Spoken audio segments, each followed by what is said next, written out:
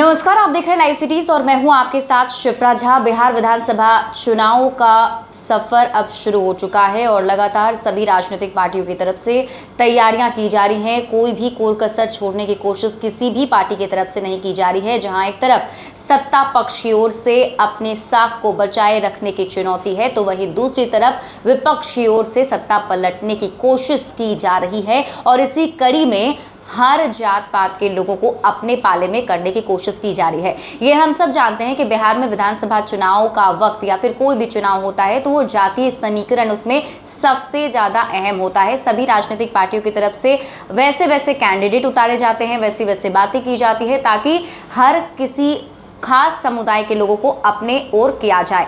तो ऐसे में अब मुसलमानों को लेकर भी राजनीति बिहार में शुरू हो चुकी है। मुसलमानों को लेकर अब नई नई बातें सामने आ रही हैं। जहां एक तरफ बिहार विधानसभा चुनाव के पहले चरण में कांग्रेस की तरफ से एक भी मुसलमानों को सीट नहीं दी गई, तो इससे लोगों में गुस्सा है।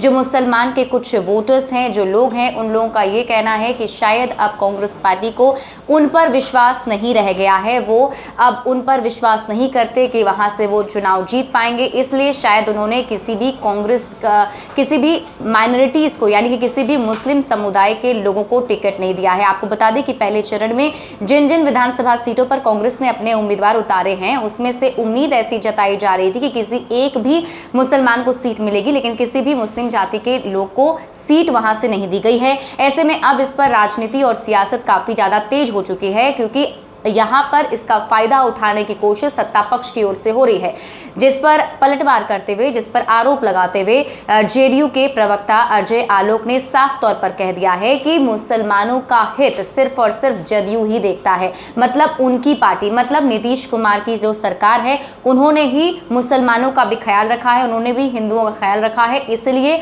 उन्होंने पूरा बाकायदा वो डेटा भी शेयर करने की, जिसमें उन्होंने ये बताया कि इस बार के बिहार विधानसभा चुनाव के पहले चरण में मुसलमानों पर भरोसा जताते हुए और उन्हें आगे बढ़ाने के लिए जदयू की तरफ से उन्हें टिकट दिया गया है। लेकिन कांग्रेस की तरफ से, जो अपने आप को ये बताती है कि वही यहां पर अल्पसंख्यकों की हिमायती है, उन्होंने ऐसा कुछ भी नहीं किया, किसी भी मुसलमान को सीट नहीं दिया है। तो वही दूसरी तरफ इसमें रालोसपा के सुप्रीमो उपेंद्र कुशवाहा भी पीछे नहीं रहे। उन्होंने भी इस पर अपने प्रतिक्रिया जाहिर करते हुए साफ साफ कह दिया है।